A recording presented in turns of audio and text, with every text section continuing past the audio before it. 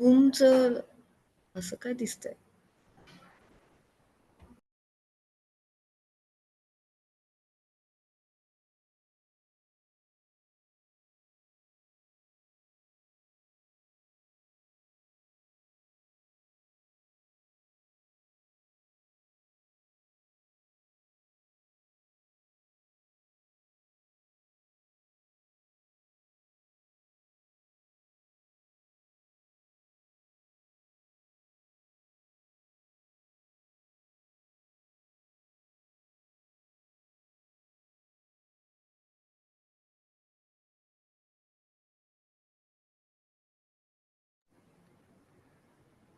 मेरी आवाज सुनाई दे रही है?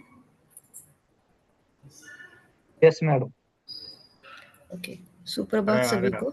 यस सुप्रभात सुप्रभात। जिन पार्टिसिपेंट्स ने ज्वाइन किया है, प्लीज़ आपके साथी जो जुड़ना चाहते हैं उनको एक रिमाइंडर कॉल दीजिए और जुड़ने के लिए कहिए। वेबिनार थोड़ी ही देर में शुरू हो जाएगा और आपके इंफॉर्मेशन के लिए ये वेबिनार यूट्यूब पे लाइव भी स्ट्रीम किया जा रहा है। तो रिक्वेस्ट है कि आपके साथियों को प्लीज़ कॉल करके जुड़ने के लिए बोलिए। वेबिनार अगले 2-3 मिनट में शुरू हो जाएगा। Yes yes. गुड मॉर्निंग पूजा जी, आवाज आ रही है ना? यस, आवाज़ आ रही है। Okay okay. स्क्रीन कौन शेयर करने वाला है सर? स्क्रीन सागर जी, वहां से सागर जी या फिर प्रेजेंट आप करने वाले हो ना सर? हाँ हाँ, प्रेजेंट मैं करूंगा। उधर से सागर जी या स्क्रीन जो है यहाँ से मंगेश कर रहे हैं। हाँ, कौन कर रहा है सर? स्क्रीन मैं शेयर कर रहा हूँ, सागर जादव। ओके ओके ओके, सागर जादव करेंगे। ठीक है ठीक है ठीक है। अगर आप वहां से करना चाहते हो तो कर सकते हो सर। नहीं नहीं, आप करिए, कोई दिक्कत नहीं होगी। जो है आवाज आ रही है तो है इसको। फिर नेक्स्ट स्लाइड के लिए नेक्स्ट बोलिए। हाँ हाँ हाँ, नेक्स्ट, हाँ नेक्स्ट करिए, नेक्स्ट। Okay okay sir.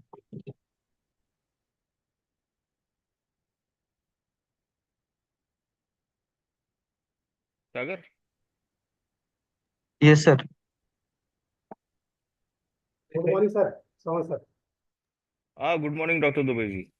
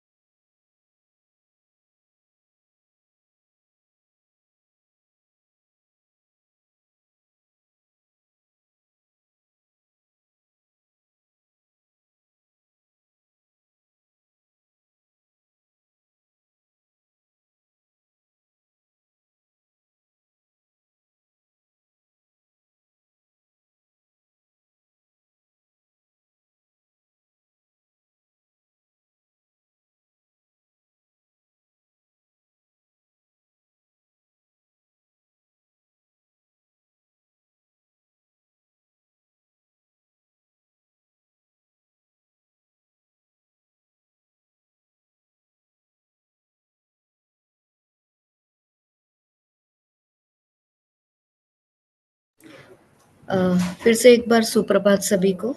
इस वेबिनार में जुड़ने के लिए धन्यवाद। आज के वेबिनार का विषय है cultivation of pearl millet, that is बाजरे की खेती।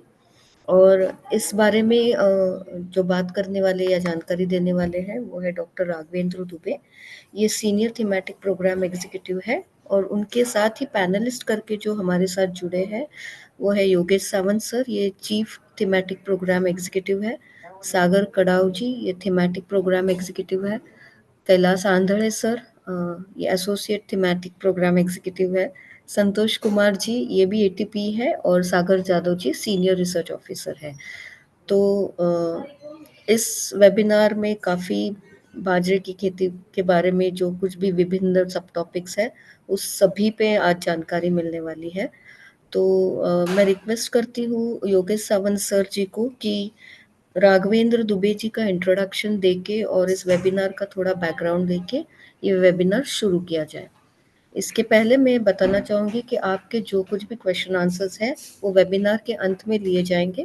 आपके क्वेश्चंस जो है आपको क्वेश्चन आंसर सेक्शन या चैट सेक्शन में टाइप कर सकते हैं।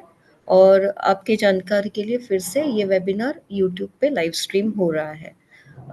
Sawant sir, I request you to please introduce Dr. Raghavendra Dubey and start the webinar. Thank you.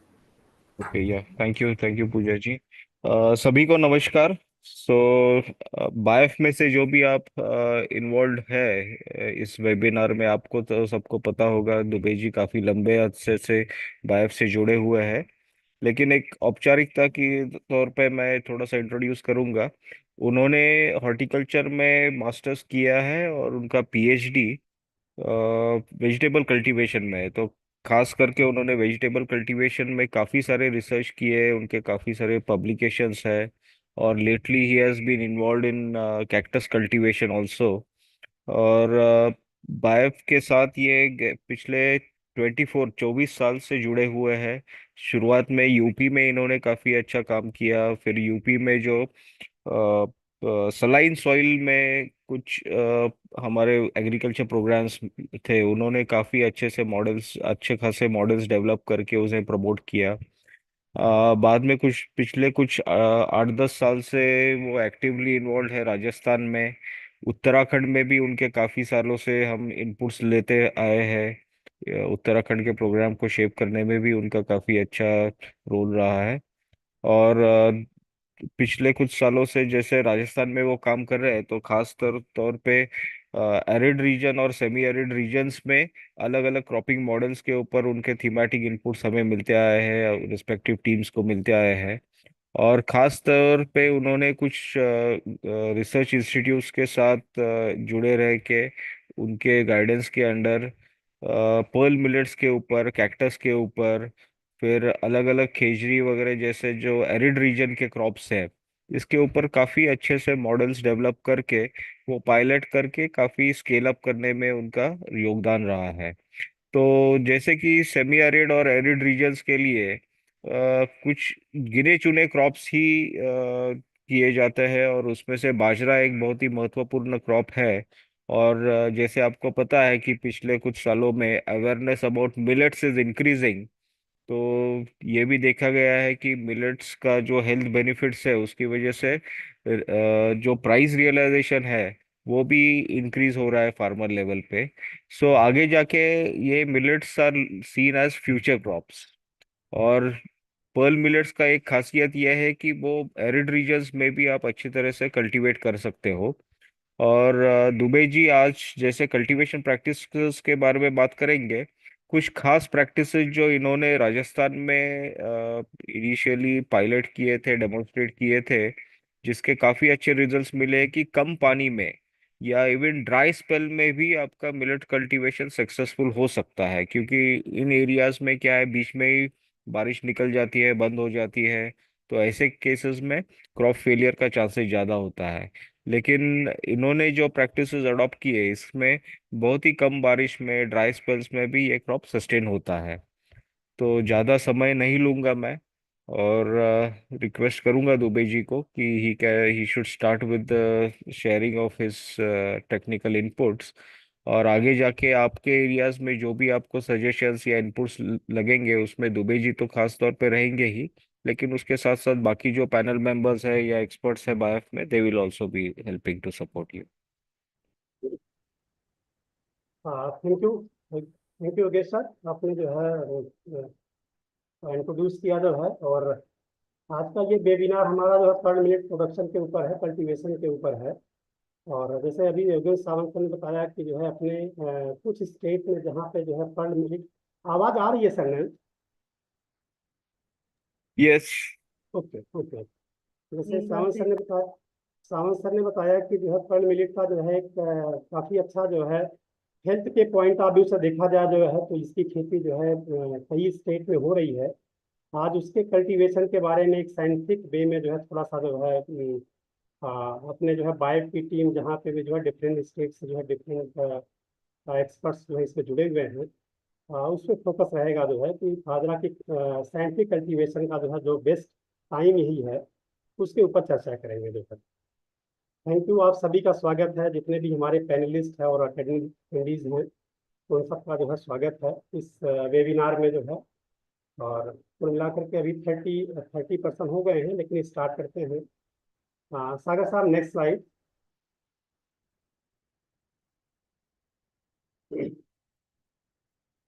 Next yes. जैसे scientific cultivation of pearl millet की जो है चर्चा करेंगे जो है, तो उस पर जो है इसका साइंटिफिक नेम है पेनिसेटम ग्लाउकम। इसको जी बाजरा के रूप में जो है हिंदी में अगर देखेंगे तो बाजरा के रूप में जाना जाता है, और काफ़ी फेमस क्रॉप है जो कि एक मिलेट्स के रूप में जो है ये पहचाना जाता है। इसी की एक दूसरी क्रॉप है कि जिसको जो है एलिफेंट ग्रास कहते हैं, पेनिसेटम परप्यूरियम करके आता है, जो कि फॉडर के रूप में जो है ग्रो करते हैं, जो जानवरों के चारे के रूप में जो है ग्रो किया जाता है। तो आज हम जो है बाजरे का जो है जो पर्ल मिलेट है पेनिसेटम ग्लाउकम की जो है चर्चा करेंगे जो है। इसकी फैमिली पोएसी फैमिली आती है, जो घास कुल की जो है फैमिली है, ग्रेमिनी कुल की है, उसमें जो है फैमिली पोएसी फैमिली के अंतर्गत आता है ये जो है। इसका ओरिजिन जो है वेस्टर्न अफ्रीका है, जहाँ से इसकी ओरिजिन मानी जाती है। नेक्स्ट, पर्ल मिलेट प्रोडक्शन की बात है, इंडिया के परिप्रेक्ष्य में देखेंगे हम, जो हम प्रोडक्शन का जो है, yes yes yes, it is cultivated in Rajasthan, Gujarat, Uttar Pradesh, Haryana, Maharashtra, Karnataka, Madhya Pradesh and other state में भी जो है इसका जो है इसकी खेती होती है। भारत की बात करेंगे जो है, जो टोटल एरिया कवर जो है 10.4 मिलियन हेक्टेयर है, जबकि प्रोडक्शन इसका जो है 11.8 मिलियन टन्स है। और प्रोडक्टिविटी की बात करेंगे तो 1208 किलोग्राम पर हेक्टेयर इसकी जो है प्रोडक्टिविटी जो है इंडिया के परिप्रेक्ष्य में है। इसका जो है अगर हम देखेंगे राजस्थान के कंटेक्स्ट में जो है, चूंकि राजस्थान में काफ़ी एरिया जो है इसका पर्ल मिलेट का होता है, तो टोटल 4.56 मिलियन हेक्टेयर में इसकी खेती होती है। प्रोडक्शन की बात करेंगे तो 3 मिलियन टन प्रोडक्शन इसका होता है, जबकि प्रोडक्टिविटी पर हेक्टेयर की बात करेंगे 658 किलोग्राम पर हेक्टेयर इसकी प्रोडक्टिविटी है।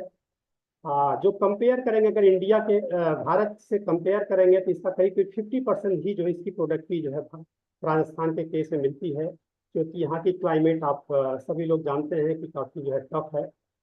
अगला है कि pearl millet contributes 58% of the total millets production, followed by sorghum जो ज्वार होता है 29% होता है, फिंगर मिलेट्स 10% के रूप में जाना जाता है। तो पर्ल मिलेट का प्रोडक्शन जो है देखा जाए कंट्रीब्यूशन काफ़ी बड़ी मात्रा में जो है, जहाँ पे 58% जो है हम कंट्रीब्यूट करते हैं कि काफ़ी एरिया में इसका जो है इसको ग्रो किया जाता है। इन 2021-22 की जो है बात करेंगे, Rajasthan contribute 36% of the total area of millet cultivation in India में जो है काफ़ी अच्छा जो है शेयर रहा है। राजस्थान से काफ़ी ज़्यादा मात्रा में जो है पर्ल मिलेट का प्रोडक्शन होता है। जैसे अभी बीच में बात हुई थी, सावंत सर ने कहा था हेल्थ के पॉइंट ऑफ व्यू से काफ़ी इसका जो है न्यूट्रिएंट्स कंपोजिशन जो है काफ़ी एक अच्छा है। इसमें रिच सोर्स जो है प्रोटीन का होता है, जिसमें कि 12.8% होता है, फैट 6% होता है, फ्रूट फाइबर जो है 1.2% होता है, सॉल्युबल शुगर 2.1% होता है, स्टार्च 71.6% होता है, इसके अलावा बहुत सारे ऐसे मिनरल्स होते हैं जो कि इसमें पाए जाते हैं, इसलिए जो है इसकी खेती काफी न्यूट्रिटिव होती है आज के जो है परिवेश में देखा जाए। इन 2021-22 की बात करेंगे जो है, तो पर्ल मिलेट्स की जो है जो अवेलेबिलिटी थी अप्रॉक्सीमेटली जो है 12.3 किलोग्राम पर पर्सन जो है इसका जो है रिकॉर्ड में है। तो ये पर मिनट के ऊपर थोड़ा सा जो है जानकारी अपने जो है इंडिया के परिप्रेक्ष्य में, राजस्थान के परिप्रेक्ष्य में जो है। नेक्स्ट, एक मैप के माध्यम से थोड़ा सा दिखाना चाहेंगे कि कहाँ कहाँ पर मिनट की जो है खेती होती है। विशेष करके आप देखें जो है राजस्थान है, गुजरात है, मध्य प्रदेश है, यूपी है, हरियाणा है, पंजाब है, महाराष्ट्र है, कर्नाटका है। आप देखें जो कलर्ड पॉइंट्स हैं इसमें मेजॉरिटी के रूप में जो है वो बाजरे की खेती हो रही है। एक जस्ट जो है खाली शोइंग करने का था कि जो है जहाँ पे पूरे ऑल इंडिया की बात करेंगे तो वहाँ पे जो है इतना नहीं है, लेकिन इन 5, 7, 8 स्टेट में काफी अच्छी मात्रा में जो है पर मिनट की खेती हो रही है। जो इसका जो है बेस्ट टाइम जो है इसका चल रहा है उसकी जो है चर्चा करेंगे। नेक्स्ट, सबसे बड़ी बात आती है पर्ल मिलेट में जो है हम कैसी क्लाइमेट जो है यहाँ पे जो है देखते हैं, कैसा क्लाइमेट होगा तो हमारे लिए जो है वो सूट करेगा जो है। क्लाइमेट और सॉइल रिक्वायरमेंट की बात हम करेंगे जो है। जनरली मिलेट्स ग्रोन करता है वार्म एंड ड्राई क्लाइमेट में जो है। जो वार्म एंड ड्राई क्लाइमेट्स की जो है क्लाइमेट होती है वो उसके लिए काफ़ी अच्छी होती है। और इसके अलावा जो है कल्टीवेटेड इन ड्राट प्रून एरियाज, जहाँ पे जो है आप ड्राट प्रून एरियाज यानी कि रेनफेड फार्मिंग की बात करेंगे जो है, जहाँ पे आप राजस्थान में देखेंगे करीब जो है 300 mm जो है डेजर्ट की एरिया में बारिश होती है, वहाँ पे भी जो है पर्ल मिलेट की कल्टीवेशन होता है। इसके अलावा जो है गुजरात है, महाराष्ट्र है, बहुत सारे स्टेट में जो है जहाँ पे ड्राट प्रून एरियाज हैं वहाँ पे इसकी खेती जो है एक अहम मानी जाती है और इसकी खेती करी जाती है। ये हीट लविंग प्लांट है और इसको जाना जाता है कि और इसका जर्मिनेशन देखा जाए जो है मिनिमम टेम्परेचर जो है 8 से 10 डिग्री टेम्परेचर जो है अगर सेंटीग्रेड टेम्परेचर होता है तो इसका जो है अच्छा जर्मिनेशन होता है। और क्रॉप ग्रोथ की बात करेंगे जो है, जब इसके जो है 26 to 29 डिग्री सेंटीग्रेड टेम्परेचर होता है उस समय इसकी जो है क्रॉप की ग्रोथ काफ़ी अच्छी होती है, जहाँ पे जो है बेस्ट काफ़ी अच्छी ईल्ड जो है हमको मिलती है जब ये टेम्परेचर जो है रेंज होता है 26 to 29 डिग्री सेंटीग्रेड के बीच में। इसकी मृदा की बात करेंगे जो है, मिट्टी जो होती है ब्लैक कॉटन सॉयल जो है वो अच्छी मानी जाती है। इसके अलावा सैंडी लोम सॉयल और सैंडी सॉयल, इन तीनों तरह की जो है सॉयल में जो है इसको जो है खेती की जा सकती है। विशेष करके जो है ऐसी ऐसी जमीन जहाँ पे जो है गुड ड्रेनेज होने चाहिए जो है, ड्रेनेज की फैसिलिटी इसमें जो होनी चाहिए जो है, अगर पानी भर गया शायद जो है इसकी खेती जो है हम अच्छे से नहीं कर सकते हैं। तो this crop does not thrive in acidic and water logged condition, जहाँ पे जल भराव होता है, एसिडिक सॉइल होती है, वहाँ पे पर्ल मिलेट की खेती जो है अवॉइड करते हैं। नेक्स्ट, अगली बात आती है कि इसकी जो है जमीन की तैयारी कैसे हम करें जो है। चूंकि आप सभी लोग जो है अपने एग्रीकल्चर एक्टिविटी से जुड़े हुए हैं, इसकी जो है मोस्टली जो है जो फील्ड की तैयारी करते हैं कि एक बार जो है डीप प्लाविंग करके जो है 2 से 3 बार जो है शैलो प्लाविंग जो है एक हल्की सी जुताई जो है करके जो है इसको जो छोड़ देते हैं। और जनरली ये प्रैक्टिस जो करते हैं जो जहाँ पे रेनफेड एरियाज होती है या समर में भी इसकी खेती करते हैं, उस केस में जो है ज़्यादा से ज़्यादा जो है हम इसको जो है इवनिंग के समय करते हैं ताकि ज़्यादा से ज़्यादा जो है रात में मॉइस्चर जो है वो अपनी ज़मीन को जो है मिल सके जो है। और इसके बाद जो है शैलो प्लाविंग करके जो है प्लैंकिंग कर देते हैं, पाटा लगा देते हैं ताकि ज़्यादा से ज़्यादा जो है मॉइस्चर हम रिजर्व कर सकें जो है, मॉइस्चर को जो है इवापोरेट ना होने पावे जो है। तो इस तरह से जो है खेत की तैयारी इसमें जो है हम इसके जो है पर्ल मिलेट के ऊपर जो है इसकी चर्चा की है। नेक्स्ट,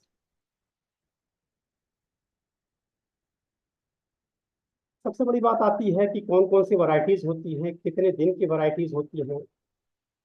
वैरायटीज का जो है हम जरूर जो है इसमें जो है आपको शो करेंगे जो है कुछ स्टेट वाइज वैरायटीज को हमने जो है इसमें शो करेंगे जो है। लेकिन ये निर्भर करता है कि आपका एरिया किस क्लाइमेट में आ रहा है। वहाँ की जो कृषि विज्ञान केंद्र है या वहाँ की एग्रीकल्चर यूनिवर्सिटी है, वहाँ से अगर थोड़ा सा जो है आप संपर्क करेंगे, जो है वहाँ के जो है वो सजेशंस लेंगे, जो है हमें लगता है कि ये आपके लिए जो है काफ़ी अच्छा जो है बेनिफिट होगा जो है। तो इम्पोर्टेंट वैरायटीज की बात करेंगे, जो है इसकी 3 तरह की वैरायटीज होती है। अर्ली मैच्योरिंग वैरायटी है, मीडियम मैच्योरिंग वैरायटीज है, तीसरा जो है लेट मैच्योरिंग वैरायटीज है। अर्ली वैरायटीज जो होती है, जो 60-70 डेज में जो है पक करके तैयार हो जाती है। आप सभी लोग जानते हैं कि बरसात का सीजन अभी जो है शुरुआत हो गया है। मोस्टली जो है जहाँ पे जो है कम बरसात की खेती होती है, वहाँ पे जो है पहली बरसात में जो है या दूसरी बरसात में इसकी खेती शुरुआत कर देते हैं। और डिफरेंट टाइप की वैरायटीज है जहाँ पे जो है इसको जो है अकॉर्डिंग टू रेंज के अनुसार जो है इसको जो है ग्रो कर सकते हैं। जैसे पहली हमारी जो है अर्ली वैरायटी जो है जो 60 से 70 दिन की है, वो HHB 67-2 है। ICTP 8203 है। ये हमारी अर्ली मैच्योरिंग वैरायटीज है। दूसरी आती है मीडियम मैच्योरिंग वैरायटी, जो 70 to 80 डेज के बीच में पक करके जो तैयार होती है। इसमें है RCB 2 है, HHB 60 है, RHB 30 है। ये डिफरेंट वैरायटीज है, मैं नाम तो इसमें नहीं पढ़ूंगा जो है। लेकिन ये 60 से 70 दिन वाली जो अर्ली वाली है, मीडियम वाली 70 से 80 दिन की वैरायटीज जो है, ये जो है इसमें जो है डिफरेंट नाम दिए गए हैं। इसका जो है आप इस्तेमाल कर सकते हैं अपनी खेती में जो है। और तीसरी आती है लेट मैच्योरिंग वैरायटीज, यानी कि जहाँ पे 80 दिन या 80 दिन के ऊपर की जो है हमारी क्रॉप होती है। थोड़ा सा जो है इसमें जो है बरसात पानी ज़्यादा लगता है। वहाँ पे जो है WCC 75 है, MH 179 है, राजस्थान 171 है। इसके अलावा जो है जो आप रेड कलर के देख रहे होंगे, जो है ये हाइब्रिड वैरायटीज हैं, जो कि किस एरिया के लिए जो है अकॉर्डिंग टू जो है किस मीडियम में है कि लेट में है, इसके अनुसार जो है इसका जो है आप चयन कर सकते हैं। जैसे एक वैरायटी दिया हुआ MP MS 17, ये काफ़ी अच्छी वैरायटीज है। और इसको अगर ग्रो करते हैं काफ़ी एक अच्छी जो है प्रोडक्शन भी जो है अपने जो है खेत में मिलता है। तो इस तरह से जो है चयन आप अपने जो है खेतों में जो है आप कर सकते हैं। नेक्स्ट। इसमें हमने जो है कुछ चूंकि जो है अपने बायब की बात करेंगे। बायब का जो इंट्रेंस है, डिफरेंट 7-8 स्टेट की बात करेंगे जहाँ पे पर मिलेट का प्रोडक्शन होता है। सबसे पहला हमारा राजस्थान की बात करेंगे, जो है राजस्थान में दोनों सीजन में जो है यूज करते हैं, खरीफ में भी करते हैं और समर में भी करते हैं। इसमें जो है वैरायटीज दी हैं, कुछ हाइब्रिड्स दिए गए हैं, वैरायटीज दी गई हैं। इसका नाम तो जो है हम नहीं पढ़ेंगे जो है। लेकिन खरीफ के केस में जो है अगर हाइब्रिड फार्मर्स यूज करता है तो इसके जो है डिफरेंट नेम दिए गए हैं। जिसमें सबसे अच्छी जो है वैरायटीज के रूप में जो है इसको जो है हमने जो है कुछ वैरायटीज को शामिल किया है। कुछ वैरायटीज जो है वैरायटीज हैं जो वैरायटीज खरीफ के केस में जो ग्रो कर सकते हैं उनको दिया गया है। समर में जो है जैसे अभी खरीफ में भी इसको ग्रो करते हैं, समर के सीजन में भी ग्रो करते हैं। समर में जो है हम नंदी 70, नंदी 72 जो है इसको जो है ग्रो कर सकते हैं। राजस्थान के कॉन्टेक्स्ट में देखेंगे, जो खरीफ एरिड एरियाज है, arid and semi arid arid region की बात हुई थी जो है, जो कि जो है अपना जो है वेस्ट राजस्थान का पार्ट्स है, वहाँ पे जो है इसकी खेती खरीफ के केस में जो है HHB 223 है, Bio 70 है, HHB 226 है। इस तरह की वैरायटीज जो है हम हाइब्रिड्स को जो है ग्रो करके जो है अपने जो है एरिड एरियाज में ग्रो कर सकते हैं। जो वैरायटी वैरायटी CZP करके 9802 है, इसको जो है बेस्ट वैरायटी है जो कि एरिड स्पेसिफिक एरियाज में हम इसको ग्रो कर सकते हैं। इसी तरह से गुजरात में भी जो है हम देखेंगे जो है खरीफ सीजन की कुछ हाइब्रिड्स दी गई हैं, कुछ वैरायटीज दी गई हैं जहाँ पे इसको जो है आप ग्रो कर सकते हैं। समर सीजन में भी इसी तरह से जो है दिया गया है गुजरात के केस में जो है। और खरीफ एरिड जो है, जो गुजरात का जो है एरिड सेमी एरिड रीजन लगाता है, यानी कि आपका जो है कच्छ वाली एरिया से लगा करके जो है जो वेस्ट वाला पार्ट है वहाँ पे जो है इसकी वैरायटीज दी गई है। तो ये डिफरेंट वैरायटीज है जो राजस्थान और गुजरात के केस में जो है खरीफ, समर और एरिड स्पेसिफिक के लिए जो है हाइब्रिड भी है और वैरायटीज भी है, इसको ग्रो कर सकते हैं। नेक्स्ट।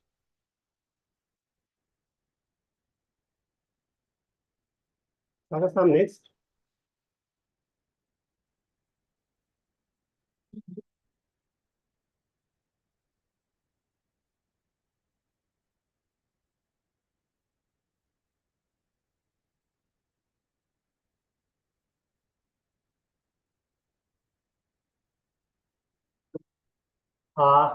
इसके बाद आती है हमारी, आप देखें जो है इस पे उत्तर प्रदेश में जो है, उत्तर प्रदेश में ज्यादातर जो है खरीफ के सीजन में हाइब्रिड्स और वैरायटीज इसमें जो शो किए गए हैं। इसी तरह से एमपी में खरीफ में जो है ज्यादा खरीफ में जो है क्रॉप लेते हैं, हाइब्रिड्स और जो है वैरायटीज की जो है बात की गई है। महाराष्ट्र में जो है, चूंकि महाराष्ट्र में भी काफी मात्रा में जो है कर्ड मिलेट की खेती होती है, खरीफ के सीजन में जो है डिफरेंट जो हाइब्रिड्स दिए गए हैं, जिसमें एक नाम देख रहे होंगे MPMS 17। MPMS 17 को हमने ग्रो किया है, अपने जो फार्मर्स फील्ड पे भी ग्रो किया है, अपने कैंपस में भी ग्रो किया है। ये काफी अच्छी वैरायटीज है और इसमें प्रोडक्शन भी जो है करीब करीब जो है वो 25 से 27 कुंटल पर हेक्टेयर मिलता है। और इसमें खास बात यह है कि जो है इसमें इसकी जो ईयर होता है, इसका जो ईयर होता है उसमें जो है बाली में जो है किसी तरह की जो है पक्षी से जो है क्रस जो है वो खराब नहीं कर पाते हैं, यानी कि हेरिंग होती है इसमें जो है। तो MPMS 17 काफी अच्छी वैरायटीज है। अपने महाराष्ट्र के केस में देख लेंगे, राजस्थान के केस में भी देख सकते हैं। इसको अगर जो है मिल जाती है वैरायटी, इसको जो ग्रो करने लायक है। समर में जो है ये दी गई है, महाराष्ट्र के केस में समर में भी जो है इस तरह की वैरायटी ग्रो करते हैं। अगला स्टेट है कि आंध्र प्रदेश में जो है, चूंकि अपना जो है देखेंगे जो है जो साउथ का पार्ट है, आंध्रा में भी जो है हमारे खरीफ के सीजन में जो है डिफरेंट वैरायटीज ग्रो करते हैं, हाइब्रिड ग्रो करते हैं।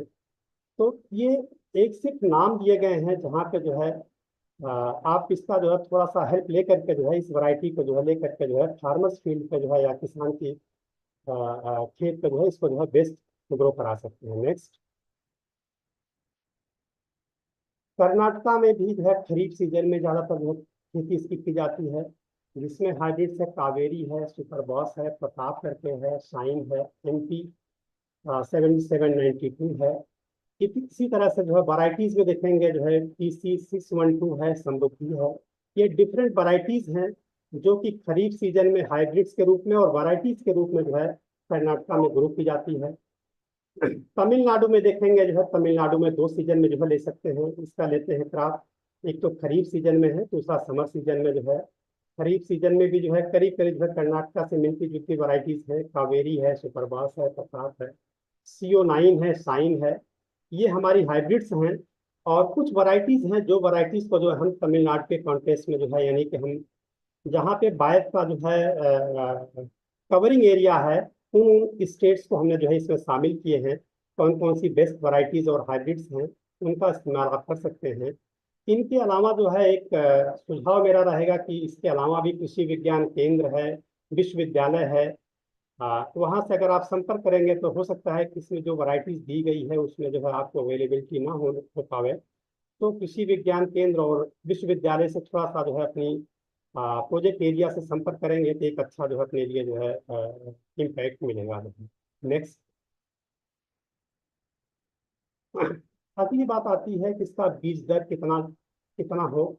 बीज दर जो है इसमें जो है 2 तरह से इसका जो है बीज दर जो है हम दर्शाए हैं। एक तो डायरेक्ट सोइंग, जो कि अभी खरीफ का सीजन चल रहा है, उसमें जो है डायरेक्ट सोइंग करते हैं। उसमें जो है 4 से 5 किलोग्राम प्रति हेक्टेयर जो है बीज लगता है, यानी कि 2 किलोग्राम जो है प्रति एकड़ की बात है। तो 4 से 5 किलोग्राम प्रति हेक्टेयर जो है इसको जो है डायरेक्ट सोइंग के रूप में जो है बीज का इस्तेमाल करते हैं। कुछ जगहों पे इसकी ट्रांसप्लांटिंग भी करते हैं। वहाँ पे पहले जो है आप इसका जो है वो नर्सरी तैयार करते हैं। 3 से 3.5 किलोग्राम बीज जो है लगता है ट्रांसप्लांटिंग के लिए जो है। और जब जैसे जो है पैडी वगैरह की क्रॉप ट्रांसप्लांटिंग करते हैं, उसी तरह से करीब करीब जो है 18 से 20 दिन 21 दिन की जो नर्सरी होती है उसको हम जो है फिर ट्रांसप्लांट करते हैं। तो दोनों के केस में जो है डायरेक्ट सोइंग का जो है सीड थोड़ा सा ज़्यादा होता है और ट्रांसप्लांटिंग में थोड़ा सा सीड रेट कम होता है। तो जहाँ पे जो है जिस एरिया में जो है इसको जो है करते हैं उसका जो है आप इस्तेमाल कर सकते हैं। सोइंग मेथड की बात करेंगे जो है इसकी जो है बुआई की विधि क्या है, बुआई की पद्धति क्या है। जनरली जो है 3 पद्धति इसकी जो है फॉलो करते हैं। आप देखें जो है इसमें पहला दिया गया है कि flat surface, sowing on flat surface. इसमें बिना किसी बिना बेड बनाए जो है सोइंग करते हैं। सीड ड्रिल के माध्यम से जो है या जो है आपका जो है कहीं कहीं जो है बुलक कार्ट्स के माध्यम से भी जो है इसको जो है पीछे सोइंग करते हैं। तो पहला सोइंग ऑन फ्लैट सरफेस करके है, दूसरा sowing on ridges and furrow system में जो है ग्रो करते हैं, तीसरा sowing on broad bed furrow method में जो है सोइंग करते हैं। आप इसमें जो है एक छोटा सा फोटो भी देख रहे होंगे, जो है ये तीनों सिस्टम जो है दिखाया गया है, जहाँ पे जो है सोइंग मेथड के बारे में बताया गया है। इसकी सबसे बड़ी बात आती है कि स्पेसिंग कितना होना चाहिए। जो है जैसे आप प्लांट पॉपुलेशन सबसे अहम होता है इस केस में जो है, तो प्लांट पॉपुलेशन जो है अगर ज़्यादा जो है घना हो जाएगा तो भी जो हमारी जो है यील्ड जो है इफेक्ट करती है। तो लाइन सोइंग का जो है सबसे अच्छा तरीका जो है कि 45 × 15 सेंटीमीटर की दूरी पर जो है, लाइन से लाइन की दूरी 45 सेंटीमीटर, और पौधे से पौधे की दूरी जो है 15 सेंटीमीटर पर जो है अगर जो है आप इसको जो है करते हैं, तो हमको जो है एक अच्छा जो है प्रोडक्शन जो है साइंटिफिक वे में जो है मिलेगा जो है। अगली बात आती है कि सीड ट्रीटमेंट। सीड ट्रीटमेंट कैसे करेंगे जो है, सीड जो है it should be treated with carbendazim. जितने भी जो है आपके पास में जो है फंजीसाइड है, उस फंजीसाइड में विशेष करके कार्बेंडाजिम है, जो कि 2 ग्राम प्रति किलोग्राम सीड के साथ में, या कैप्टान। कप्तान भी जो है एक फंजीसाइड है, इसको 4 ग्राम प्रति किलोग्राम सीड को लेकर के जो है, या तीसरी बात आती है ट्राइकोडर्मा। जो है सभी लोग जानते हैं ट्राइकोडर्मा भी इजी वे में मिल जाता है, इसका 5 ग्राम प्रति किलोग्राम जो है लेकर के जो है बुआई के पहले जो है इसको जो है आप ट्रीटमेंट कर लेते हैं। शाम के समय जो है इसको कहीं जो है आप छाए में रख दें, जो है दूसरे दिन जो है आप जो है आफ्टर, यानी कि दोपहर के बाद जो है अगर खेत में सोइंग करते हैं तो काफी अच्छा रहेगा। जो है सीड ट्रीटमेंट जो है करना आवश्यक है अपने जो है इस परमिट के केस में। सोइंग टाइम है, सोइंग टाइम सबसे अहम होता है। सोइंग टाइम जैसे हमने बताया था कि खरीफ के सीजन में देखेंगे तो जून से जो है मिड जुलाई के बीच में जो है इसका जो है बेस्ट टाइम चल रहा है। इसमें जो है जहाँ पे बरसात हो गई है वहाँ पे कुछ किसान भाई ने सोइंग कर दी है, और बाकी अगर कुछ कहीं जगहों पे बाकी है तो इसको जो है 15 जुलाई तक जो है मिड जुलाई तक जो है इसकी सोइंग कर देते हैं। कुछ समर की बात हुई थी, समर में भी इसकी सोइंग करते हैं करे हैं, इसमें जो है दिखाया नहीं है, लेकिन समर में भी जो फरवरी मार्च के महीने में जो है इसको जो है हम सोइंग के माध्यम समर में जो है इसकी सोइंग करते हैं। डेप्थ की बात है, क्योंकि बहुत हल्का सीड होता है, बहुत पतला सीड होता है, अगर बहुत ज़्यादा गहरे में चला जाएगा जो है शायद जो है इसका जो है जनरेशन उतना प्रॉपर नहीं हो पाएगा जो है। तो सोइंग डेप्थ जो है अमूमन जो है 3 से 4 सेंटीमीटर रखते हैं, तो हमारा जर्मिनेशन भी अच्छा होगा, हमारी फील्ड भी, क्रॉप फील्ड भी जो है आपको अच्छी मिलेगी। नेक्स्ट।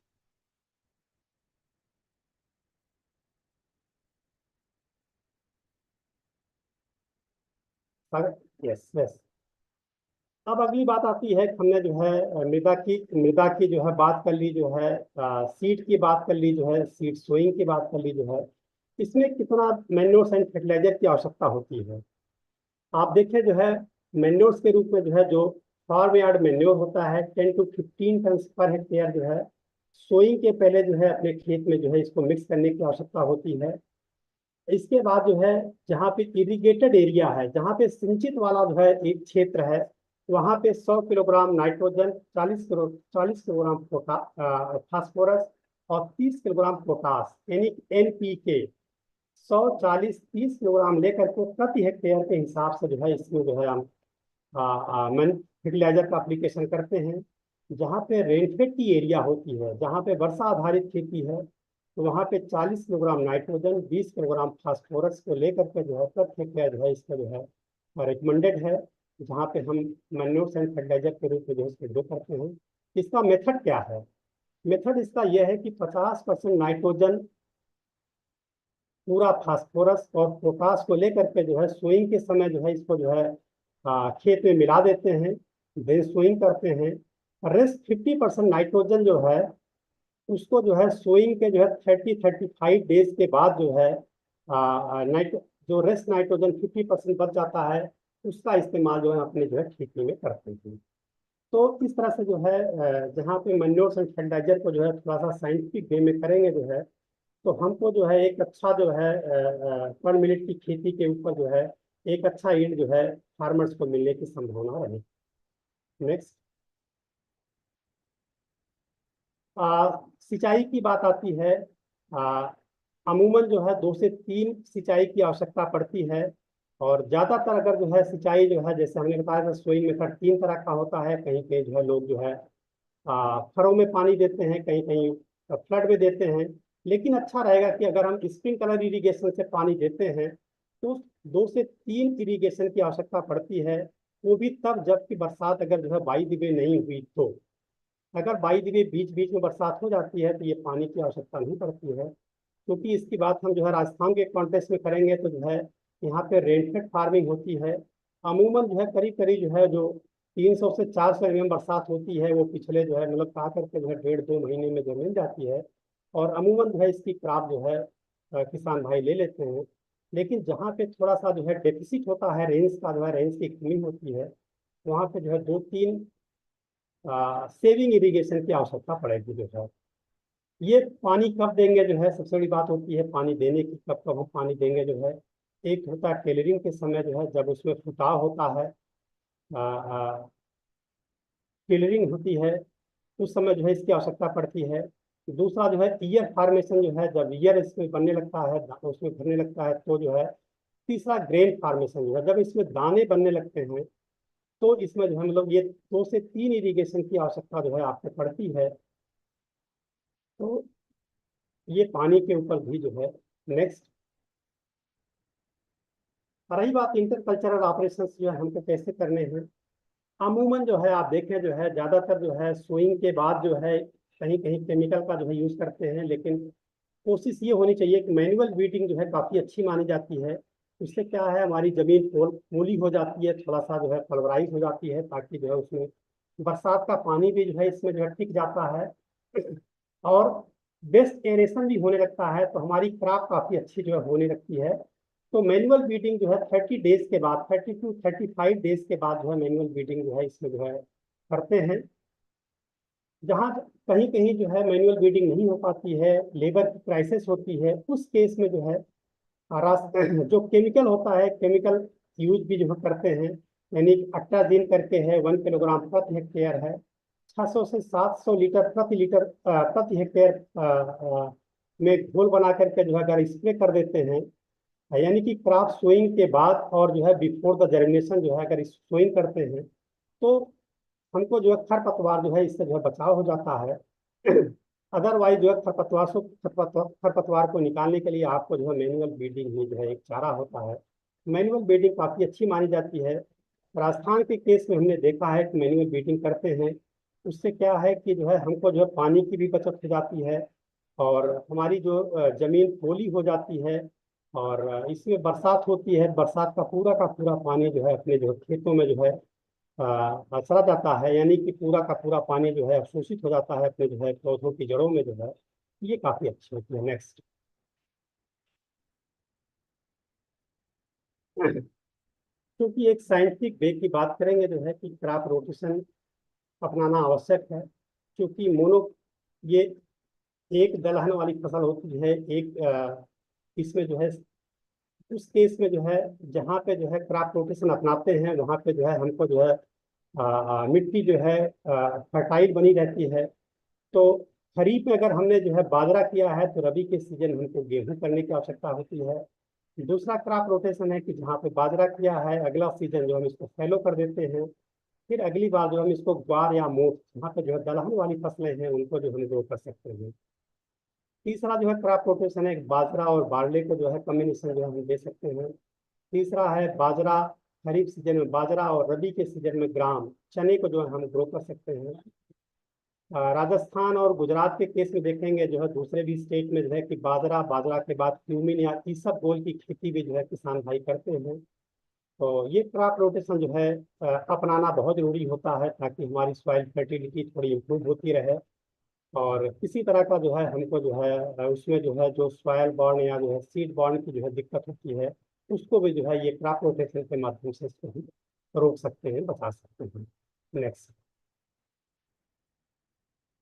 अभी स्टार्टिंग में अपनी मीटिंग चर्चा हुई थी जो है, सावंत सर ने जो है एक चर्चा करी थी जो है, एक काफ़ी अच्छी टेक्नोलॉजी है, प्रोडक्शन टेक्नोलॉजी है, जो कि SKRU जो है स्वामी केशवानंद राजस्थान एग्रीकल्चर यूनिवर्सिटी बीकानेर है, जहाँ पे इसको इन्होंने जो है इसको जो है पद्धति को निकाला था जो है, और काफी पॉपुलराइज ये प्रोडक्शन टेक्नोलॉजी है।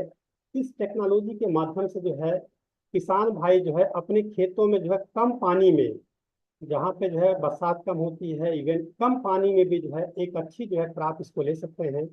उसमें तीन चार जो है विधा है, उस विधा को आपको अपनाना है। वो विधा की चर्चा कर रहे हैं, अगर आप इसको करके देखते हैं तो एक बहुत अच्छा जो है रिजल्ट आपको जो है मिलेगा जो है, क्योंकि हमने करके देखा है। आपसे बताऊं जो है, ये जो है हमने जो है बाड़मेर के कैंपस में किया है, बाड़मेर के कुछ फार्मर्स की फील्ड पे किया है, काफी अहम रिजल्ट इसका मिला है। तो सबसे पहली विधा है वाइडर स्पेसिंग। जो हम क्रॉप लगाते हैं अमूमन, पिछले जो है अभी स्लाइड में आपने देखा जो है लाइन से लाइन की सोइंग जो है 45 × 15 सेंटीमीटर की दूरी थी जो है। इस केस में जो है जो प्रोडक्शन टेक्नोलॉजी है उसमें जो है हम उसको 60 × 15 सेंटीमीटर, यानी कि 2 फीट बाई 15 सेंटीमीटर की दूरी पर जो है लाइन से लाइन की दूरी 60 सेंटीमीटर रखेंगे जो है, और पौधा से पौधा की दूरी जो है 15 सेंटीमीटर जो है करते हैं। यानी कि वाइडर स्पेसिंग ही जो आपको जो है इसमें जो है रिकमेंडेड है। दूसरा जो है सबसे बड़ी बात है कि press the seed bye roller. अमूमन जो है एक रोलर होता है जो कि जैसे साइकिल का पहिया चलता है, उसी तरह से 4-5 किलोग्राम का जो है वजन का एक रोलर होता है। जहाँ पे आपने सोइंग करी है, जिस लाइन में सोइंग करी है, उसको हमको जो क्या करना है, रोलर के माध्यम से इसको दबा देना है, चला देना है उसको जो है सोइंग के जस्ट बाद जो है।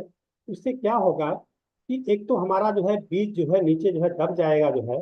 दबने के बाद जो है जो मॉइस्चर है, मॉइस्चर इवापोरेट नहीं होने पाएगा जो है। तो इससे जो है क्या है, जर्मिनेशन आपका जो है फास्ट हो जाएगा जो है। और 4-5 किलोग्राम जो है फीड से हमने जो है इसको जो है प्रेस किया है। प्रेस करने के बाद जो है जर्मिनेशन जो है इसमें फास्ट होता है, और जो मॉइस्चर होता है मॉइस्चर को भी जो है ये कंजर्व करके रखता है। तीसरी अहम टेक्नोलॉजी है इंटरकल्चरल ऑपरेशंस जो है। इसमें अमूमन जो है जब पहली बरसात हो जाती है बुआई के जो है लगभग करीब 30 से 35 दिन के बाद, तब इसमें जो है हुइंग करते हैं, निकाई निदान करते हैं, वीडिंग करते हैं। वीडिंग जो करते हैं उसमें जो है आप कुदाली के माध्यम से करते हैं, और उससे क्या होता है, या कहीं कहीं कुदाली करते हैं, कहीं कहीं जो है थोड़ा सा जो है वो पावर टिलर के माध्यम से भी जो है इसमें जो है करते हैं, कहीं कहीं हल के माध्यम से करते हैं। उससे क्या होता है कि जो है जो मैनुअल बीडिंग करते हैं, मैनुअल होइंग के माध्यम से कुदाली से जो है वो मिट्टी जो है, थोड़ी सी मिट्टी जो है उस लाइन पे निकल जाती है जहाँ पे सोइंग की गई है। उसमें क्या होता है कि थोड़ी सी जो है नीचे जो है कुदाली के माध्यम से जमीन, हमारा जो है एक चैनल बन जाता है। उस चैनल के माध्यम से जो है जो भी बरसात होती है, उस बरसात का पानी जो है अपने इस चैनल में इकट्ठा हो जाता है जो बारिश होती है। और बगल में जो है चूंकि हमारी क्रॉप में थोड़ा सा जो है मिट्टी जो है पौधों पे चढ़ गई है, उससे भी हमारा जो है पौधा जो है थोड़ा सा स्टैंड करता है, मजबूती प्रदान कर हो जाता है उसको जो है, और एक बंड के रूप में जो है दिखता है। और उसके बाद माध्यम से जो है जो पानी होता है वो चैनल में जो है रहता है। उसके बाद जो है फिर जो है हम करते हैं कि hold the channel and crops becomes good and. तो इससे क्या होता है, ये 3-4 विधा है प्रोडक्शन टेक्नोलॉजी का जो है, जिससे हमारी इनकम, हमारा यील्ड जो है काफी अच्छे से जो है 1.5 से 2 गुना जो है इन्हांस हो जाता है। तो ये काफी अच्छी टेक्नोलॉजी है। इसके आर की जो है काफी कुछ किसान भाई कर भी रहे हैं, विश्वविद्यालय कर रहा है, कृषि विज्ञान केंद्र भी करता है। जो जो हमारे साथी इसमें जुड़े हुए हैं अदर स्टेट से जो है, अगर इसको करते हैं, एक अच्छा जो है आपको जो है आ, आ, इस इम्पैक्ट मिलेगा जो है पर मिलेट के केस में। नेक्स्ट, प्रोडक्शन टेक्नोलॉजी के बाद जो है आता है, सबसे बड़ी बात आती है कि इंसेक्ट पेस्ट।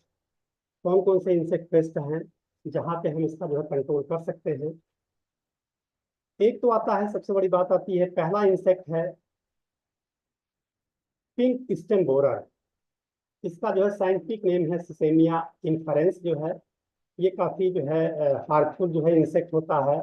इसका एडल्ट स्टा कलर होता है, और स्टा colour most with the white wings. इसके जो पंखे होते हैं थोड़ा सा व्हाइट सफेद रंग के होते हैं, और ये जो है मोस्टली जो है सेंटर सूट को जो है डाई करता है, सेंटर सूट पे अटैक करता है। और धीमे धीमे जो पूरी की पूरी जो है वो ईयरिंग होती है, जो हर्ष होता है उसको सुखा देता है, और अल्टीमेटली जो है फिर हमको जो है इससे जो है काफी नुकसान होता है। इसके कंट्रोल करने के लिए क्विनाल फास 1.5% जो है डस्ट को लेकर के जो है 25 किलोग्राम प्रति हेक्टेयर जो है अगर आप इसका स्प्रे करते हैं तो पिंक स्टेम बोरर से जो है आप इसका जो है वो कंट्रोल कर सकते हैं। नेक्स्ट, दूसरा आता है ईयर हेड कैटरपिलर। जैसे आपने नाम सुना है कैटरपिलर, जो है इसका जो है अटैकिंग नेचर का होता है कि डार्क ब्राउन ग्रे लाइंस ये जो है अपने जो है क्रॉप में जो है छोड़ता है, और इसका जो है लेटरल व्हाइट लाइंस को जो है इसमें जो है दिखता है, जब ये अटैक करता है तो बाकायदे ईयरिंग में दिखता है। तो ear heads are partially eaten with the chalky appearance, जो चाक टाइप का अपीयरेंस होता है उसमें जो छोड़ते हुए निकलता है, और फीकल पैलेट्स की जो है ये जो है कहीं कहीं जो है विजिबल होता है अपने ईयर हेड्स का जो है। तो इस केस में जो है ईयर हेड कंट्रोल कैटरपिलर के कंट्रोल करने के लिए जो है जो फेरोमोन ट्रैप होता है वो 12 लगते हैं इसमें, जो पर हेक्टेयर जो है 12 फेरोमोन ट्रैप को जो है लेकर के जो है आप इसमें जो है ईयर हेड कैटरपिलर को जो है कंट्रोल कर सकते हैं। केमिकल की बात करेंगे जो है carbaryl 10D25 kg per hectare या फास्फालेन 4D25 किलोग्राम प्रति हेक्टेयर के माध्यम से जो है इसको जो है अगर आप स्प्रे करते हैं पेनिकल इमरजेंस के समय, जो है जब पेनिकल इमरजेंस होता है तो जो है ईयर हेड कैटरपिलर को जो है हम इसका जो है कंट्रोल कर सकते हैं। तीसरी जो है सबसे अहम कीट होता है इसका जो है व्हाइट ग्रब होता है। It damage the crops in light soil, जो है जहाँ पे हमारी मिट्टी जो है सैंडी लोम है या जो है सैंडी सॉइल है, सैंडी लोम सॉइल होती है, वहाँ पे जो है इसका काफी अटैकिंग नेचर में होता है, ये अपने फसल को नुकसान करता है। तो उस केस में जो है ड्यूरिंग द सोइंग टाइम में जो है ये बाजरे के साथ में जो है कार्बाफ्यूरान 3% या क्यूनाल फास 5% का जो है अगर आप स्प्रे करते हैं 1 किलोग्राम बीज के साथ में मिला करके जो है, तो व्हाइट ग्रब जो होता है आप देख रहे होंगे जो है ये फिगर में भी जो है ये काफी अटैकिंग नेचर का होता है, ये होल बना करके जो है जमीन में रहता है, ये काफी नुकसान करता है, पौधों को काट करके जो है देता है। तो इसके कंट्रोल के लिए जो है आपको कार्बाफ्यूरान या क्यूनाल फास को जो है अगर आप स्प्रे मिला करके जो है बाजरे के साथ करते हैं तो इससे जो है आप निजात पा सकते हैं। नेक्स्ट, क्योंकि जो है इसकी खेती जो है Sandy soil Sandy loamy soil में होती है, इसके अलावा दूसरे जो है ब्लैक सॉइल में भी होती है, वहाँ पे आप देखेंगे टर्माइट्स का अटैक होता है। टर्माइट्स माने दीमक कहते हैं इसको, जो है दीमक का अटैक काफी अहम हो जाता है इस क्रॉप के लिए, जो है ये काफी सीरियस पेस्ट है। इसके कंट्रोल करने का जो है सबसे बड़ी बात होती है, ये कहाँ लगता है, जहाँ पे किसान भाई जो है ज्यादा से ज्यादा जो है ताजा गोबर जो है अपने खेतों में डालते हैं। अगर ताजा गोबर जो है खेतों में डाला है तो जो है ये काफी जो है अटैकिंग नेचर होता है, वहाँ पे जो है टर्माइट्स काफी देखे जाते हैं। उसके कंट्रोल के लिए क्या करना है आपको, जो है आप अपने को जो है क्लोरोपाइरीफास 2 ml प्रति किलोग्राम बीज के साथ में ट्रीटमेंट कर सकते हैं। दूसरा एक आता है रीसेंट एससी, जो है जो अगर जो है आपने 22 पे जो है क्रॉप सोइंग कर दी है, क्रॉप सोइंग के बाद जो है लिक्विड के माध्यम से जो है रीजेंट एससी जो है अगर आप इस्तेमाल करते हैं 500 ml प्रति हेक्टेयर के माध्यम से जो है, तो इसका जो है टर्माइट्स कंट्रोल जो है आप पा सकते हैं। अगला अहम कीट होता है लोकस्ट। लोकस्ट काफी अहम होता है, हालांकि ये कभी कभी आता है, लेकिन अगर आता है तो पूरी की पूरी एरिया जो है एरिया में जो है काफी नुकसान करता है।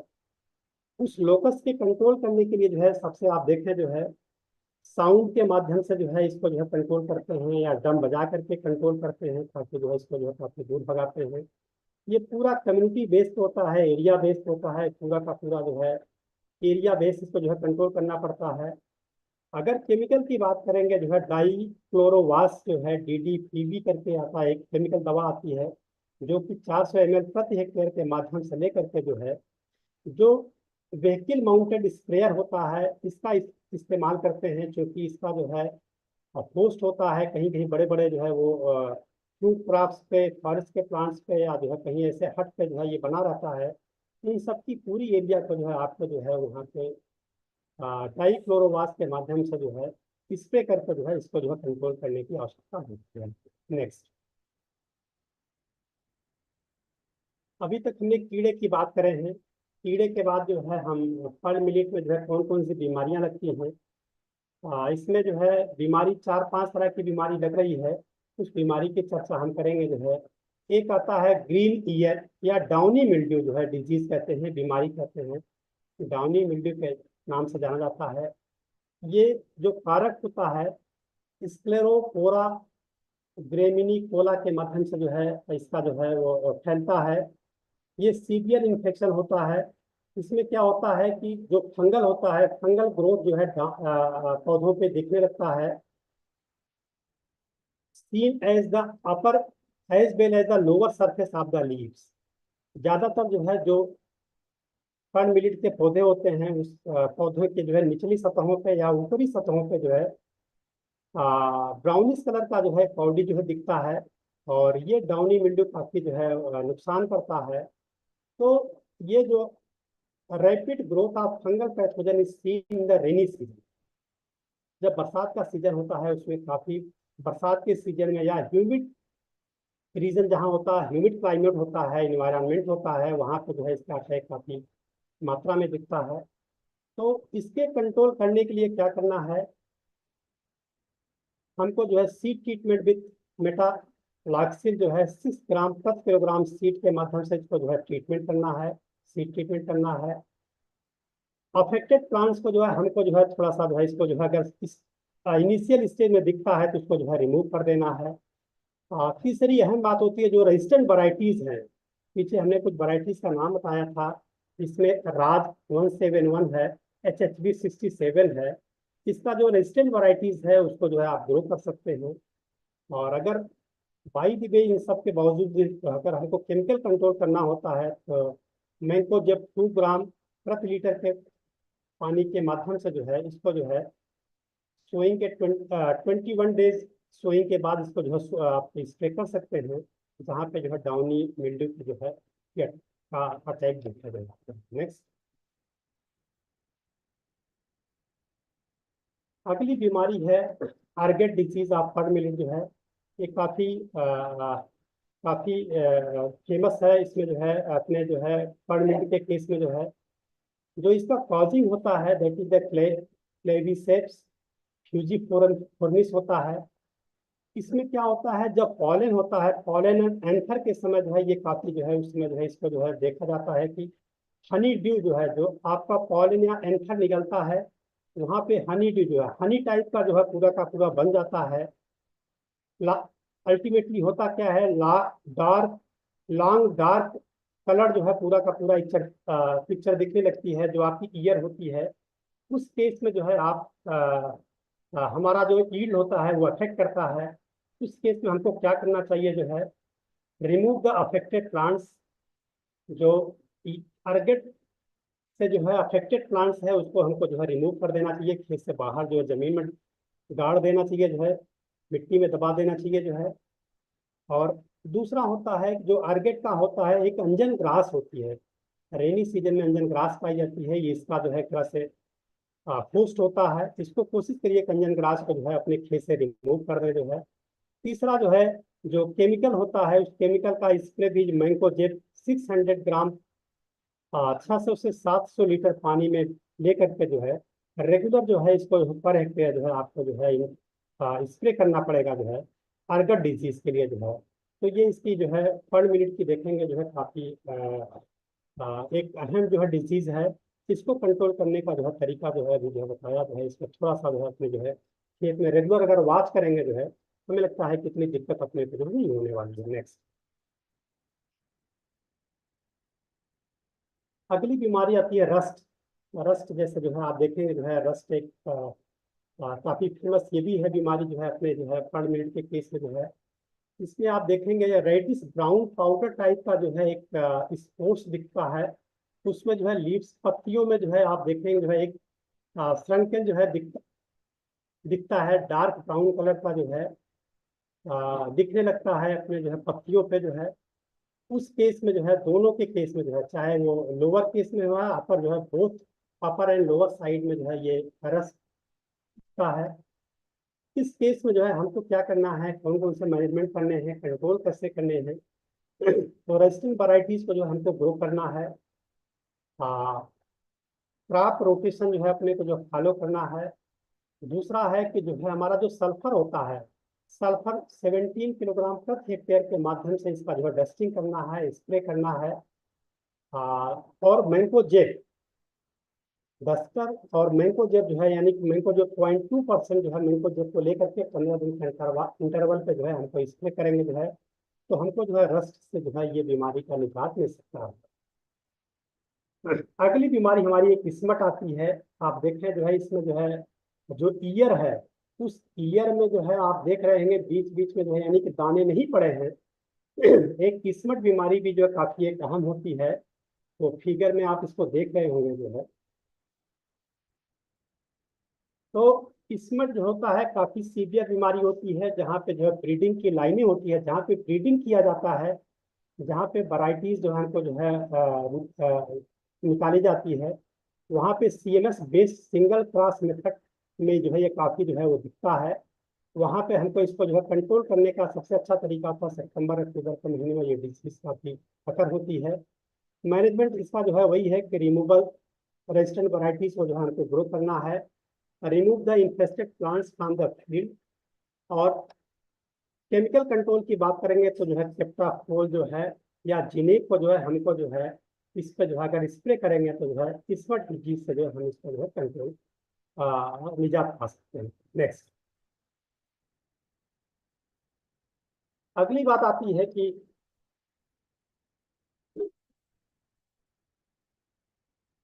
हार्वेस्टिंग की जो है, हार्वेस्टिंग एंड थ्रेसिंग। अभी तक हमने देखा जो है मिट्टी के बारे में देखा, वैरायटीज के बारे में देखा,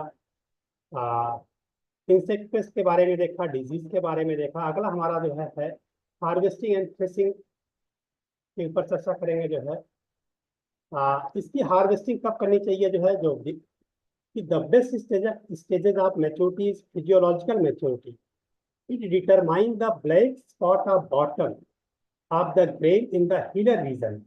आप देखिए जैसे आप क्रॉप देख रहे होंगे जो है, जहाँ पे जो है एक कंबाइन हार्वेस्टर से इसकी हार्वेस्टिंग की जा रही है।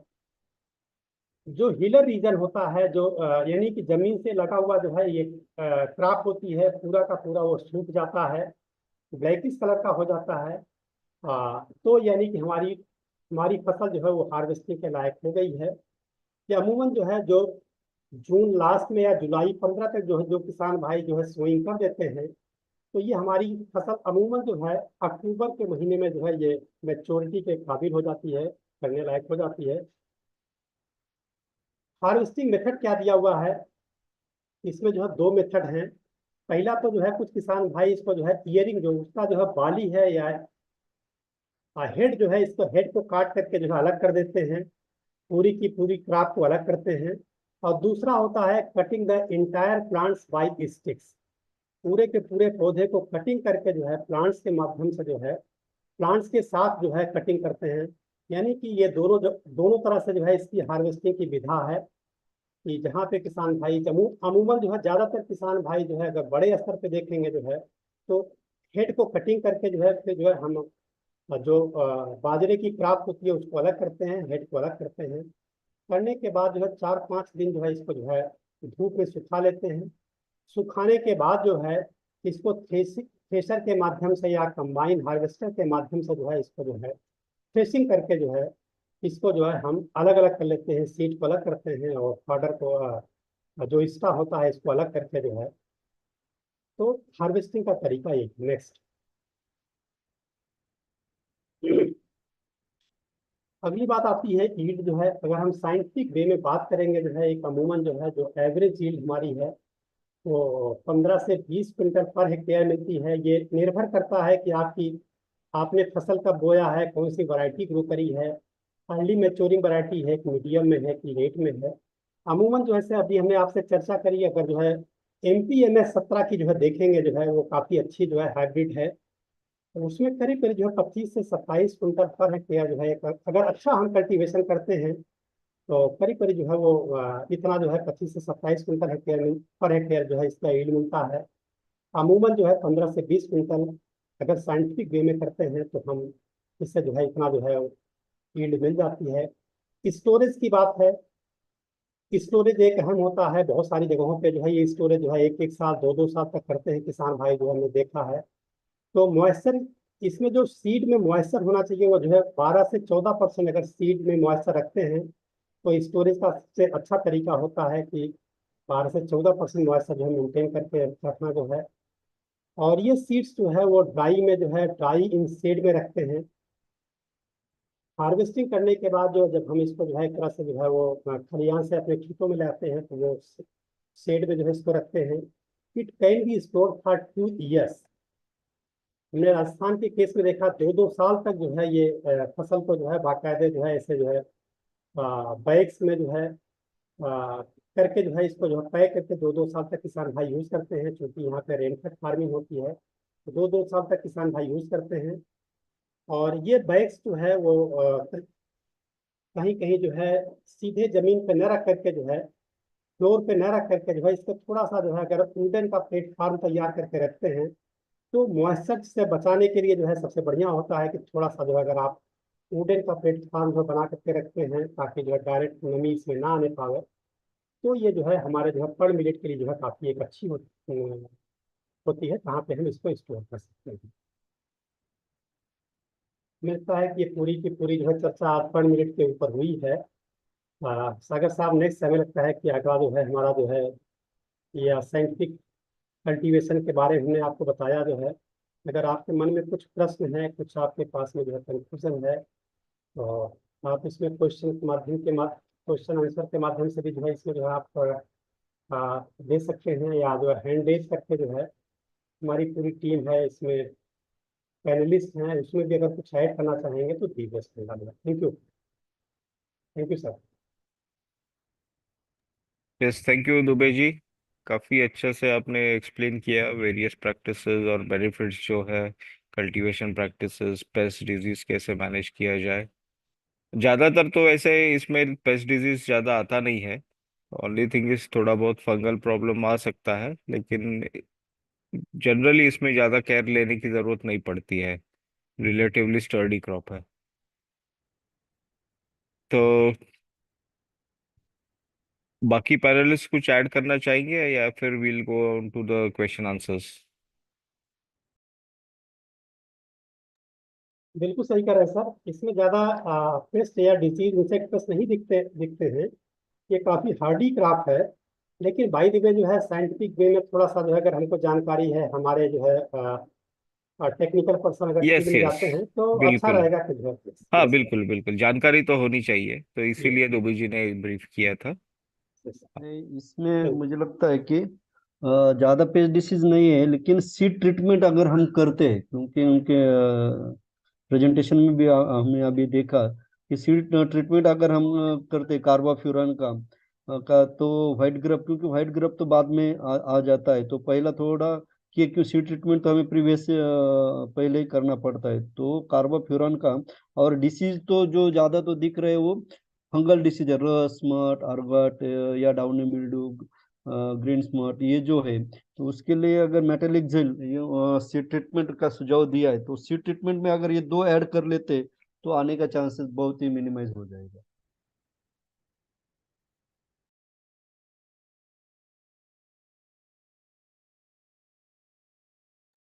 Yes yes sir, yes sir, बिल्कुल बिल्कुल क्लास करूँगा सर। Thank you. Okay, thank you Dubey ji. बहुत ही अच्छा presentation and panelist for adding to the presentation. This forum is now open for question answers. आपके अगर कुछ क्वेश्चन आंसर्स है तो प्लीज़ चैट में या क्वेश्चन आंसर सेक्शन में टाइप करिए या फिर हैंड रेस करिए, हम आपको बोलने का मौका देंगे। सो क्वेश्चन आंसर्स के लिए the panel and the speaker is ready.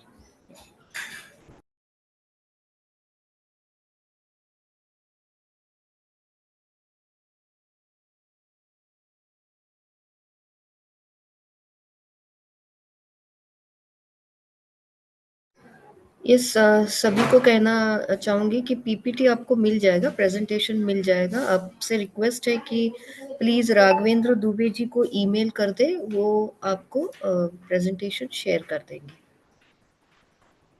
I yes think yes yes someone yes has raised their hand. अच्छा, मनीष जी ने हैंड रेस किया है। So Mangesh, please allow him to talk. Yes, Tiwari ji unmute करिए और प्रश्न पूछिए। हेलो। जी जी मनीष जी, जी Manish. Yes sir. Am I audible sir? Yeah you are right. Sir एक था कि जो सर इसमें वैरायटी दिया गया था वो ऑर्डर बेस्ड और ग्रेन बेस्ड। हेलो हेलो, जी जी। Sir is the variety mentioned in the presentation grain based और ऑर्डर या based? This is actually per minute production जो है, हम जो है ग्रेन बेस है, लेकिन सिर्फ ग्रेन की बात नहीं है, इसमें दोनों के केस मिलता है, ग्रेन्स भी मिलता है और हमारा फॉर्डर भी, दोनों जो है ये केस में है जो वैरायटीज दी गई है। यस मनीष जी, ये जो वैरायटीज मेंशन की है प्राइमरी ग्रेन प्रोडक्शन के लिए है, लेकिन जैसे आपको पता है इसके साथ साथ फॉडर प्रोडक्शन भी काफी मात्रा में होता है, तो लेकिन primary purpose is grain production, लेकिन फॉडर भी हो जाता है इससे। उसमें एक ऐड ऑन कर सकते फॉर नॉलेज पर्पज ओनली कि जो फॉडर पर्पज वैरायटीज रहेगा उसका रोटून या डबल कटिंग हम करते, ग्रेन पर्पज का डबल कटिंग नहीं करते। और सर एक चीज और था कि जैसे सोइंग के समय हम लोग 50% नाइट्रोजन दे दे रहे थे, अगर उसको सोइंग के समय न देकर अगर 10 to 15 डेज बाद अगर उसको दे तो सर क्या और बढ़िया होगा या कुछ थोड़ा हमें अपने समझने के लिए पूछना था। नहीं मनीष जी, जी सर। उसमें उसमें दिया है दो तरह से, एक तो अपना जो है रेनफेड एरिया है, दूसरा इरिगेटेड एरिया में है।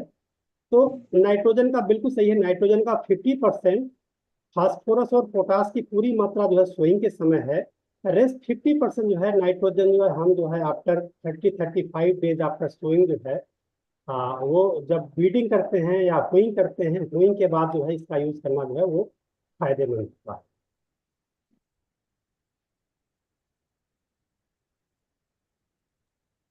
और हाँ सर एक हम था कि जैसे मान लीजिए हम किस एरिया में अगर लगा रहे हैं पहले से पाउडर तो बाजरा, तो अगर हमें पता चलता है वहां पे मान लीजिए अर्गट या डाउनी मिल्ड्यू या इस तरह के कुछ डिजीज जो है वो आ रहे हैं पहले से, अगर सिमिलरली उसी टाइप के फंजीसाइड से उसका ट्रीटमेंट कर दें तो जैसा सागर सर भी कर रहे थे तो वो शायद ज्यादा यूजफुल होगा पहले से।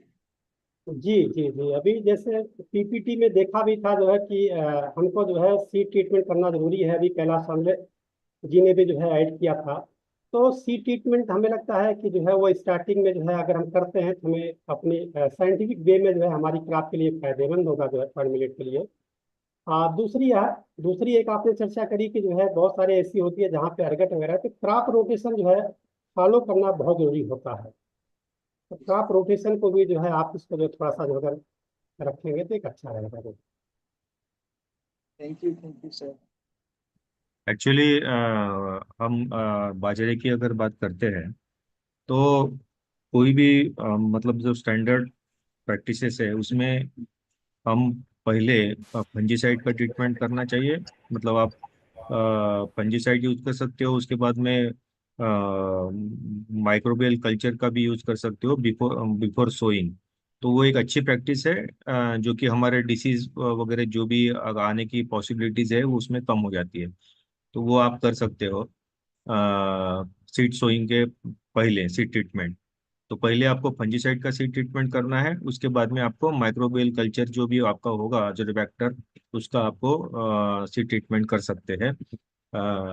दूसरा जो आपने बोला कि फॉडर की जो वेराइटी है, आज की जिस वेबिनार में मोस्टली जो वेराइटी बताया मतलब मैक्सिमम सभी वेराइटी जो है वो ग्रेन पर्पस के लिए है, फॉडर पर्पस के लिए नहीं है। आप अगर करना चाहते हो तो, लेकिन कोई भी जो पाउडर पर्पस की जो वैरायटी है वो थोड़ा टॉल रहती है, उसका बायोमास ज्यादा आता है। हम यहाँ बायोमास की ज्यादा बात नहीं कर रहे हैं, हम ग्रेन पर्पज के लिए ये वेराइटी सब रिकमेंड की गई है। बायोमास प्रोडक्शन जिसमें आता है वो वेराइटी हम पाउडर के लिए ले सकते हैं। तो ये थोड़ा मतलब पाउडर के लिए और ग्रेन पर्पज के लिए वेराइटी में डिफरेंस ये है।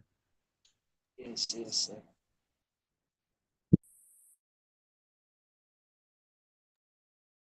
इसमें दूसरा एक ध्यान हम रख सकते हैं कि जैसा अभी डिस्कशन भी वही चल रहा था, पेस्ट डिसीज का ज्यादा कुछ इतना अटैक नहीं आता है, हार्डी क्रॉप दिखता है, लेकिन एक हमारा रेगुलर विजिट या हम बाजरा में अब नॉर्मल ग्रोथ हमें दिखाई देता है या अपीयरेंस दिखता है प्लांट का पर्टिकुलर, तो वो अगर निकाल देते तो जो ये फंगल डिसीज है उसका जो स्प्रेड है वही हम रुकवा दे सकते हैं। क्योंकि एक बार क्रॉप बढ़ जाता है या फ्लावरिंग स्टेज वगैरह शुरू हो जाता है तो स्प्रेइंग करना बहुत मुश्किल हो जाता है।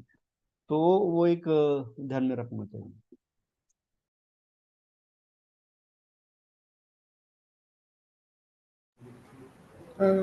प्रजापत जी अनम्यूट करिए और प्रश्न पूछिए।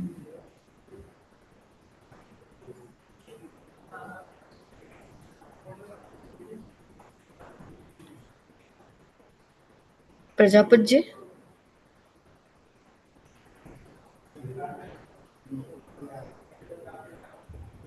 Hello hello. हाँ हाँ छगन जी बोलिए। Yes yes Chhagan ji, good morning sir. Good morning ji. Sir Chhaganlal बोल रहा हूँ JSW प्रोजेक्ट नागौर से। सर मेरा क्वेश्चन ये है, जो आपने ये प्रोडक्शन बताया ना 12 से 18 कुंटल पर हेक्टेयर, तो मैंने जो प्रोडक्शन डाटा लिया 21-22 का, 22-23 का बीकानेर डिस्ट्रिक्ट का लिया था, उसके अंदर प्रोडक्शन डाटा लगभग 6 कुंटल से भी कम आ रहा है पर हेक्टेयर, जो रेनफेड एरिया का है। तो ये डिफरेंस इतना कैसे आता है सर? छगन भाई बिल्कुल सही कह रहे हैं।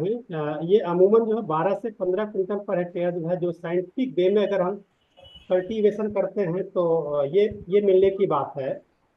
चूंकि रेनफेड की बात आपने बीकानेर की बात करी है या नागौर बाड़मेर की बात करी है, वहाँ पे अमूमन जो है वर्षा आधारित होती है। अब वो आपने किस तरह की वैरायटी यूज करी है, अर्ली मेच्योरिंग वैरायटीज है या मीडियम है या लेट में है, वो उस पर निर्भर करता है। अब 6 से 8 कुंटल हो सकता है कि आपने किया है कि वहाँ पे जो है वो जो आपने ये सारी सारी जो है वो विधाएं हैं, विधाओं को आपने लिया है कि नहीं लिया है। जैसे जैसे एक उदाहरण देना चाहेंगे बाड़मेर के केस में, बिल्कुल सही, प्रोडक्टिविटी काफी कम है। आप देखें जो है हमने एक प्रेजेंटेशन स्टार्टिंग में दिखाया था कि वहाँ पे जो है प्रोडक्टिविटी जो है अपने यहाँ जो है 658 किलोग्राम पर हेक्टेयर है, यानी कि 6 कुंटल पर हेक्टेयर राजस्थान के केस में बिल्कुल सही है। अगर आपने 5 से 6 कुंटल पर हेक्टेयर लिया हुआ है दैट इज ओके जो। लेकिन इंडिया के कॉन्टेक्स्ट में देखेंगे जहाँ पे पानी की सुविधाएं हैं, सारी फैसिलिटी है, और वहाँ पे हमको जो है करीब 12 से 15 क्विंटल जो है वो मिल जाता है इस केस में जो है। तो बीकानेर के केस में आपने 5 से 6 क्विंटल लिया हुआ है, तो जो एवरेज प्रोडक्टिविटी जो है अभी राजस्थान के केस में जो है वो उसी के बराबर है। वो निर्भर करता है आपका जो है क्लाइमेट कैसा है, आपकी सॉइल कैसी है, आपकी वैरायटी कैसी हुई है, और विशेष करके जो है वर्षा आधारित बीच में है, उस पर निर्भर करता है प्रोडक्शन। तो जी sir. That is the potential, यानी वैरायटीज का पोटेंशियल प्रोडक्टिविटी है। एक्चुअली पोटेंशियल तक रीच पहुंचने के लिए काफी सारा मैनेजमेंट प्रैक्टिसेस फॉलो करना पड़ता है, इरिगेशन फॉलो। तो जो एवरेज प्रोडक्टिविटी है जनरली पोटेंशियल से कम होती है, 30-40% कम होती है। जी सर, मैंने सर गवर्नमेंट से डाटा लिया था, उसके अंदर 5-6 कुंटल से भी कम आ रहा था प्रोडक्शन डाटा। तो बिल्कुल बिल्कुल, रेनफेड होगा तो उससे 5-6 क्विंटल के आसपास ही आएगा। जी जी sir, thank you sir. Feed condition और फिर फार्म के मैनेजमेंट यील्ड में अफेक्ट करेंगे।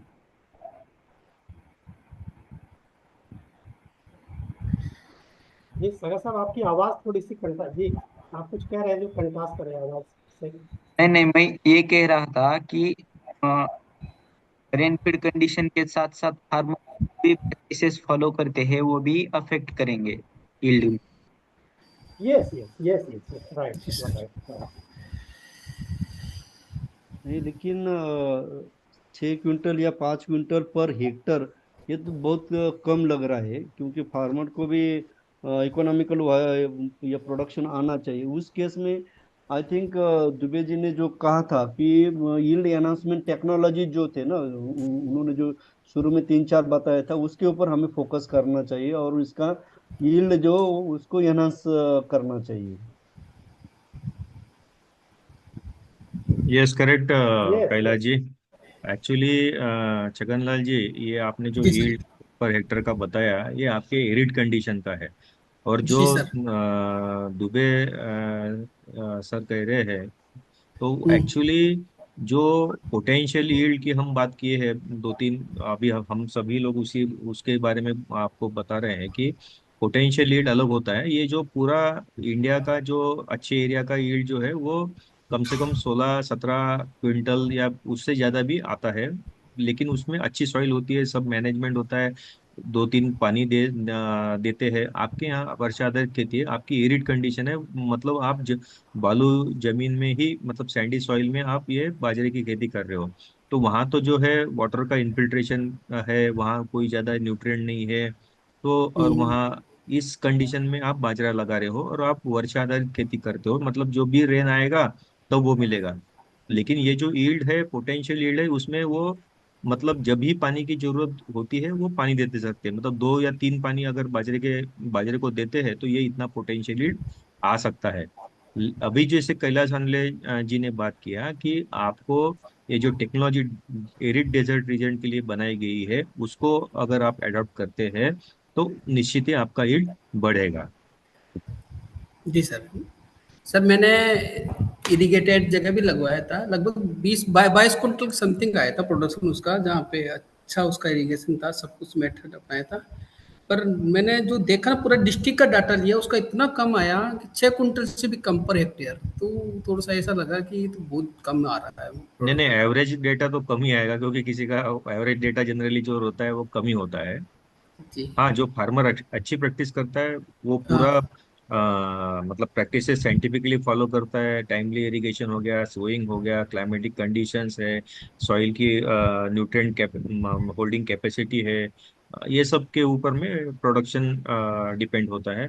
तो वो अगर अच्छा इससे किया होगा तो निश्चित ही प्रोडक्शन ज्यादा आएगा।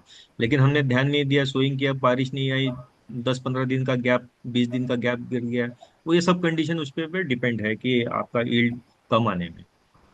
Yes pest sir. And disease है राइट ये सब। Right right, you are right, बिल्कुल सही। जी sir. Thank you sir.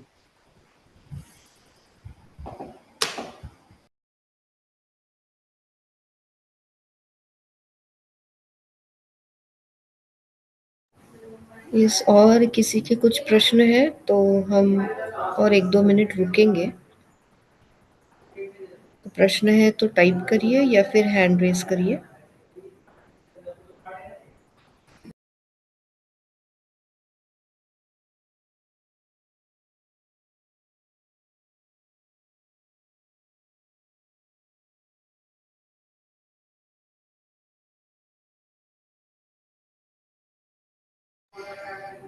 Dubey ji, आप चैट में आपका ईमेल आईडी टाइप कर दीजिए। Okay okay. तो जिनको भी प्रेजेंटेशन चाहिए वो आपको ईमेल कर देंगे, आप शेयर कर सकते हो। So the forum is still open for question answers. अगर किसी के क्वेश्चंस है तो प्लीज पूछिए।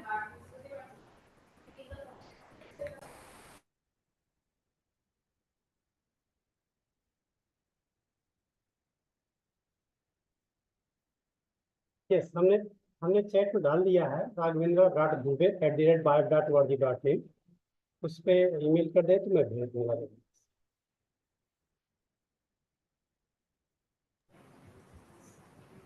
ओके सर, लगता नहीं किसी के कुछ क्वेश्चंस है, या फिर अभी वो नहीं पूछ पा रहे हैं किसी रीज़न की वजह से।